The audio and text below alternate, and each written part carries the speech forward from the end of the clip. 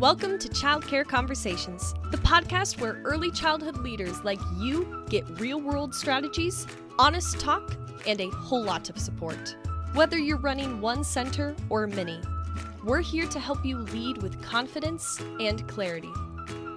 This episode is brought to you by our summer partner, Childcare Business Growth, your go-to solution for filling spots, increasing revenue, and scaling your childcare business without the burnout.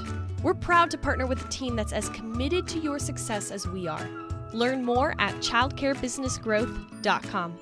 Now, let's get into today's conversation, one we think you're really going to love.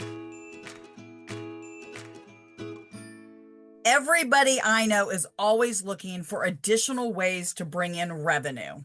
And regardless of where you think you want to be financially, you're going to have a really hard time saving enough money to get there. You're going to have to need another job, another revenue stream.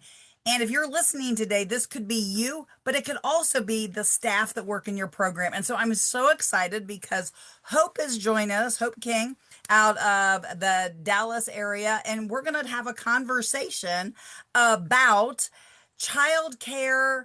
And it's not actually childcare, taking care of children in event settings, because I want to make sure that we don't. It's still childcare. It's just childcare outside of licensed and regulated care. Well, I wanted to make sure I didn't say babysitting, and I wanted to make sure I also didn't allude to the childcare community with folks who are like, but you've got to be licensed and regulated. And I think that's the angle that Hope brings to this opportunity. And Hope, let's just start real quick with a brief introduction of you and how long you've been doing this and what exactly it is that you do, because I'm excited. Great. Well, thank you so much for having me. So my name is Hope Oribori King, and I am the owner and founder of Black Tie Babysitting Incorporated.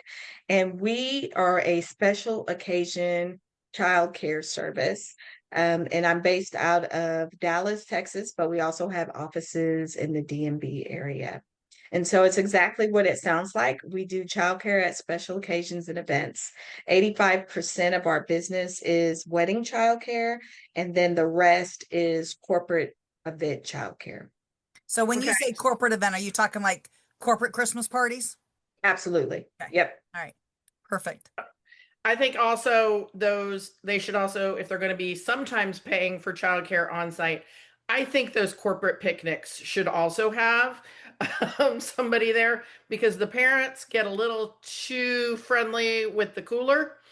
Right. And there should be somebody who's being paid to keep everybody safe. And we have done that. We have done that too. So Hope, tell us a little bit about why you wanted to talk to the directors who listen to us, what your opportunity, what you think might be helpful to them. Do we want to start there, or how did you have this idea? I think that's kind of an interesting. Let's go there first, and then why. And then tell us how long you've been doing this. Okay, sorry. Okay. Great. So I have owned Black Tie for 16 years. And really it just started out of necessity for me. My sister was getting married, and at that time during the time of her engagement to her actual wedding, I had gotten a divorce, and I was pregnant with my fourth child. And so by the time she got married, literally my son was 6 months old, and I had 4 children under the age of 8. And she was getting married in kind of an industrial aesthetic, and her ceremony was rooftop. So it was not child friendly at all. And she had said, I do not want any children at my wedding. And so I'm Nigerian American, and most Nigerians have a lot of kids. And so I was just like, this is not going to work. People are not going to listen. And, I had this heart to heart with her, like, do you know what it's like to get an invitation to be invited to a wedding and then it says no kids allowed and you have kids? Like, by the time you start factoring in paying a babysitter, buying something for the couple, and then you look like something, is typically out of reach at that point. So you're just not going to go. For a Nigerian wedding, because you got to have some glitz glam going on there.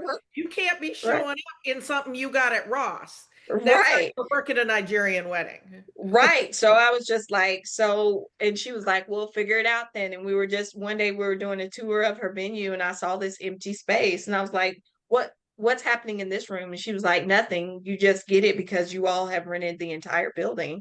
And I was like, light bulb. I was like, hey, at that time I had a part-time nanny that helped me with my kids. And I was like, hey, do you have a couple of friends that are like you that can come here on the day of my sister's wedding and watch my kids and watch other people's kids who inevitably I know are they're going to bring, even though they've been told not to. And she was like, sure. So I packed up my toys. I packed up a slow cooker of hot dogs and brought some buns, which we don't do food anymore, you know.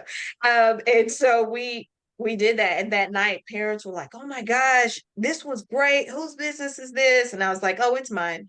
I didn't have a name. I didn't have a business plan. I didn't have anything. I just saw that, hey, this is an idea that I really think can work. And at that time, I was doing new business development at a web design firm. And I went back there to my development guys. I was like, hey, y'all, I need a website like tomorrow. And they were like, okay. And they built me a website, and I just used what I knew about new business development and speaking to people. And I just kept on knocking on doors. And I was blessed that I had a planner that was like, okay, we'll give you a try. And it just went from there. I mean, that's how a lot of people start opening their childcare center is they had a need because there wasn't anything that would meet their childcare needs in their community. So I think there's a lot of commonality there. But since we're in this inflection point in the childcare industry where our funding sources are having some challenges in some states more than others, giving people other opportunities for how to bring revenue into their ecosystem, I think is really important. So let's just do a really quick, what are some opportunities? How could a childcare center partner with or become somebody who provides event-based childcare? Well, I think the thing is that's the great thing. The beauty of it is there are so many opportunities, and this is really dynamic. And that's why I wanted to have the conversation and bring it into this space. Because number one is that you have the know-how and you have the staff if you are a current director. Because the reality is that the event childcare space is unregulated. Right. So we're making this up as we go. And the smart ones of us really take our cues from childcare, right? Early childhood, especially. We're taking those cues because most of our guests are going to be from 9 years old and down. Right. Right. And so I think there's the opportunity that if you full-fledged would want to start an arm of your business that does event childcare, you could do that, and you can source your sitters from your current staff. You've already background checked them. You're their reference. You know how they work. It could be a invitation. It could be a one of those things where it's like you do a great job, so you have the opportunity to be part of this select team. Even in my business, I have diversified my teams. So my creme of the creme, those are the people who get to do our VIP care, very important care. And that's where we start doing stuff for athletes, for sports teams. That's a team within itself, right? Or if you wanted to partner with maybe a venue, because venues have a lot of clauses in them that say if you have X amount of kids under a certain age that you have to have professional childcare. Several venues are writing that clause in. So if you want to partner with the venue and say, hey, if you have this clause, now we can source that for you. We can source those folks. That is awesome. That is awesome. And I want to go deeper into it. But before we go any deeper, I don't want to cut us off mid-thought process. We've got to take a quick break to thank our sponsor for this episode, the Childcare Business Growth. That's a team that is helping childcare owners and directors grow smarter, stronger businesses every day, like we're talking about right here. Whether you're trying to fill up enrollment or bring in more revenue. Hey, are we talking about that? I think we are. Or just stop doing everything yourself. They've got the tools, the training, and the coaching to help. You don't have to do it all. You can outsource some of it to childcare business growth. They work with programs that are at every stage, from the brand new centers and home-based programs to multi-site operations. And their results speak for themselves. One of the people we recommended to childcare business growth, her first video she did with them, 17,000 impressions, and it has brought in a whole bunch of tours into her program. So learn more at childcarebusinessgrowth.com and tell them Childcare Conversations sent you. Thank you, Okay. Carrie. Okay, now I'm going to jump in. So, Okay. yeah, well, I'm just telling you. So, Hope, I have to tell you that sitting here as somebody who's been married not once, but twice, that I got really, really excited listening to this because when I got married the second time, I had 3 children under 5. And well, between me and my new spouse. And one of the things that we ended up doing was we curtailed the whole dang wedding around children. So it's kind of a novel concept that I don't have to get married at an amusement park and have crayons on every table as part of my table decor if I should ever decide to get married again. Because I'm sure I knew at the time, so over 22 years ago, it was absolutely an anomaly. Actually, it was 25 years ago. So 25 years ago, it was an absolute anomaly to have a child-friendly wedding, and a ridiculously child-friendly wedding, and to the fact that over 50% of our guests were under the age of 5. So, Yeah. so I love the fact that you not only recognize this, you came up with a solution and you've been able to replicate it for over 16 years. And so to me, hopefully folks will go to the show notes, because in the show notes, we'll have how you can contact Hope. You'll find more information about Hope's solutions to help you. So Hope is not here to make $1 million on a franchise. Hope Nope. genuinely wants to be there to support you doing this kind of endeavor as a second business, third business, fourth business, but you're getting to use the other businesses you have. I Yeah. love it. I love it. I love it. Leveraging what you've already built. But I think the other thing is, there's some people who are like, no, no, no, I'm just the director, or I have already 4 schools and a trucking business and a salon. I do not need another type of business, but how can I still partner with Hope or someone like Hope? Right. So we talked about a little bit of that before we got to the recording button. So what are some other ways that people could maybe partner if they're not ready to take on this whole other business operation?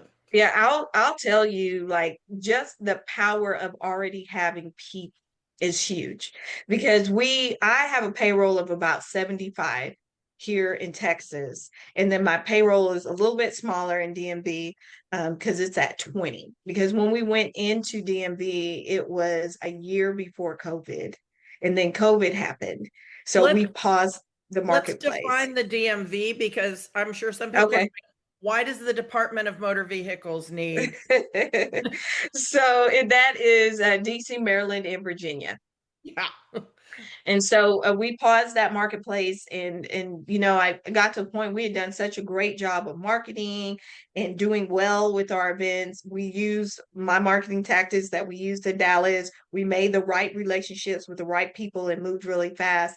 And so after, we could start having live events again, we started getting peppered with requests, but I wasn't ready to go back into that area and manage the two. I was trying to make sure that we were going to make it through after live events have been closed out. So I was giving the leads to other people. And then one day I was like, I think we'll keep those. I think we can do those now. Well, let's get back into the game. But I mean, anytime you get a request, and if it's outside of the staff you have 2 choices. You can either try and staff up really quick, which I don't like to do, because you really need to have time to train your staff. Because if the kids don't know each other, you're not familiar with the venue, and the staff doesn't know each other, that's a whole lot of unknowns that make having really great care and really great customer service difficult. I think So there's a lot of directors listening to this who would be like, I've been there. I opened a new classroom. I didn't give myself enough time. We got a whole new staff in there. Not doing that again. Right, right. So, but if I, as a event childcare event company, knew that, hey, I can call this my friend over here, this director, and for a fee, she's gonna let her people work for me. I'm taking that all day because I know they have training. Okay, so They, what city you in? Because yeah. I want everybody in the Dallas Fort Worth area to be listening to this and I taking am in notes. Dallas Fort Worth. We run the whole metroplex. So if you're hearing me, listen to me because I do. I get requests. I got a request the summer before last, and they needed childcare for 1,200 kids, and I just could not do that with the staff that I had. And I mean, we were talking real big numbers, but I just felt very uncomfortable. And if I would have had relationships with childcare owners and I could be like, look, I need 30 or 20, 15, what can you give me? Plus what I have, and we'll have training sessions special for this event so we can get ready. I would have done it. So it's a way for a center to augment by basically getting a finder's fee for going here. I have found 17 trained childcare employees, and where they found them was in their classrooms, and so Right. they're getting a Right. referral fee. Because there's some people who, I'm not one of those companies, but some of them use care.com to staff up. And I mean, no offense to care.com, but again, it's very hard to me to control an event if your staff has never worked together before. Well, that's also expensive. I mean, Right. I mean, I am going to look at it from that point of view. And I think that one of the things that we have directors who struggle with is that we have staff who want to make some extra money, right? And so then we've got staff who, to do that, I'm going to go with PG rated options. I'm sure that there are some other options, but they'll try to Right. babysit for the staff, for the parents. For And the we families really in the encourage, center. yeah, we really encourage the directors to kind of not really allow that. We don't really, unless they've got a whole separate business that's like a nanny business or a babysitting service, that it is a separate business with separate liability, separate policies and procedures. And so this is another one of those, in my opinion, awesome ways to make that happen, because whether they do it themselves or they're collaborating with another vendor, they can say, yes, you can babysit, but you have to use, a service, or you have to be hired through a service. You can't babysit because of your role with us as a child care center. You can't And babysit. because we don't want our staff to have that liability. Yeah. Like, Right. you don't want your staff to have to deal with a lawsuit either. But I think a third way that this could work is offering your space as a drop-off venue for say there's a big church that is the wedding church in your neighborhood or in your town, and everybody gets married there, and your center is 2.5 blocks away, having that be a drop-off childcare location for those weddings. What about every faith-based childcare center? I mean, let's be real. Right. Like, I mean, we talk a lot about, childcare owners collaborating with their local church to expand to another location, especially if they've already got some sort of a preschool room set up. I mean, this could be the ultimate easy lift. It could also be an easy lift for a church. I mean, if a church isn't Right. ready to have a full-blown childcare center and they're listening, or maybe you're listening and you've got an external and you know that the church is trying to get you to serve on a committee so that the church can start their own. I've been here. Okay. So that they can start their own preschool program at the church. And you're like, why am I going to support that? You're now my competition. But here's what you could support, right? You could absolutely support that church being its own child, having its own child. And then childcare. Thank you. Event I'm like, childcare. Kate's the having a thing, hard the time thing with that Hope the does. phrase. Yeah. Okay, Well, so and we the give thing you I the think, option of starting a business, and if you're going to start the business, reach out to Hope, get some coaching. It'll save you money and it'll make it more likely that you're going to succeed. right. We have getting the finder's fee by providing people who could work for Hope or somebody like Hope. Hope, we're going to be sending you all kinds of people. Hope's going to be getting calls from people We'll going, take them. So I live just south of Fort Worth. How far south? Fort Worth is 3 tough for hours? us. So No. yes, we need people in Fort Worth. Yep. Yes. And then that third option of being a space for that childcare to happen, because not all places where people get married or have corporate events have a room that is at all child suitable. I think that is a big one that, because a lot of times, I do a lot of tours to see if a place is acceptable for us to provide childcare because people typically are like, oh, well, there's a pass through. No, we don't put children in pass throughs. We don't put children in closets. They're just trying to make it work. And that work doesn't work. One of our tagline for our company is we're rolling out the red carpet for your littlest guest because a lot of times people who are planning these events do not see children as guests, right? So they don't care how they're accommodated, and we do. And so we're looking out for that. And there have been some times where I've literally had to tell people, we can't provide childcare there, especially facilities that are 100% outdoor. Now in Texas, we have a lot of those because people want that country feel. That I read some the other day that said Texas style weddings are going away. Like I was like, well, y'all aren't in Texas. We're very much so still into that country chic type thing. But so we have a lot of people getting married at farms and other outside type places that have no inside. You're And that talking about doesn't my work. daughter. She was looking for one of those. And then we explained that a lot of the people were old and they needed to have an air conditioned Right, room. right, So the right, reception is in air conditioning, the wedding is outside. right. But It's if still Labor Day weekend. That's all I know. right. But yeah, I mean, that's one requirement that we've had to put into our stuff that we have to have 4 walls and a door for us to provide services. No air I conditioning? You need to add the air conditioning right. caveat and a So bathroom. right. But so if there was a place that you could literally say, hey, we can provide childcare here at this facility, people would drop it off because as our company grew, because at first I didn't do hotel care and didn't do Airbnb care, and now we do offer those services.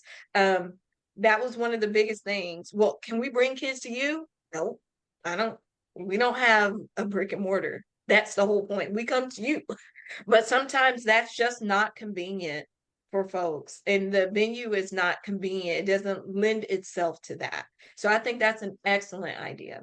Bet, Hope, we could probably even spin a fourth one, which is where your staff or you literally rent that childcare space. So in other words, the owner doesn't even have to manage it with their own staff. It could just Right, be they rent a room. So right. I That just that made a would be fourth good one for you, because Carrie. it has bathrooms, right?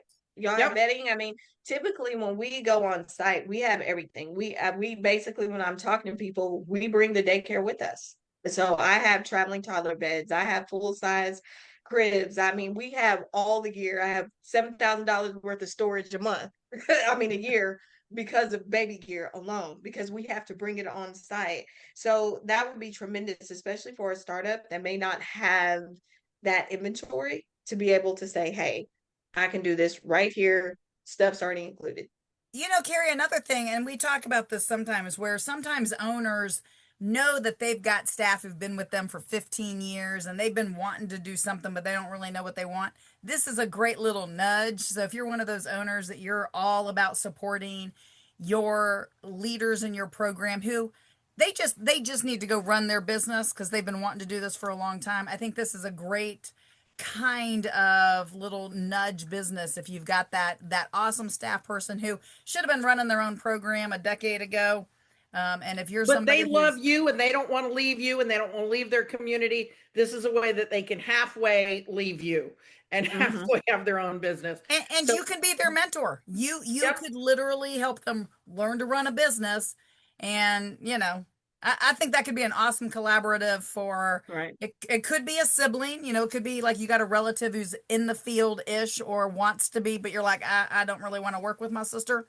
um this could be a way I help you launch your business, right? So I love it. I love it. Hope, thank you so much for sharing this dialogue and this concept. Carrie, do we have anything else we want to check in with Hope before we I mean, I just want people to know that Kate's already been referring people to Hope. and that Hope came to 9 of my 11 sessions with SCORE. She knows Absolutely. her stuff. And I hope that if this at all sparked thoughts for you, You at hoped. least- You hoped. I heard you. yes, I hope that you have hope, and reach out to her. If you think you would be a good guest on this podcast, like Hope has been an amazing one, reach out to us at Kate and Carrie at Childcare Conversations, and we'll get you on the show as soon as we possibly can. But I hope that you enjoyed this, and I'll talk to you next week. Thanks for tuning in. We love bringing you real talk and fresh insight from the world of early childhood education. Be sure to follow us on social media to stay connected and catch all of the latest episodes. And if you're planning a conference, training, or special event, Kate and Carrie would love to speak to your audience. You can learn more about their keynote sessions and workshops at kateandcarrie.com. If you learned something today, share the show and leave us a review below. We'll see you next time on Childcare Conversations.